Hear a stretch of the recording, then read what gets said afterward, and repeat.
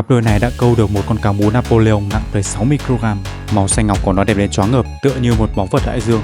Bình thường, cá mú Napoleon có thể nặng tới hàng trăm ký, nhưng với dân câu Tây, một con nặng 60 kg đã là cực hiếm. Sắc xanh đặc trưng cùng với đôi môi dày khiến loài cá này luôn trở thành ước mơ của mọi tuần thủ. Và đây là cảm xúc của cặp đôi khi câu được con cá lên.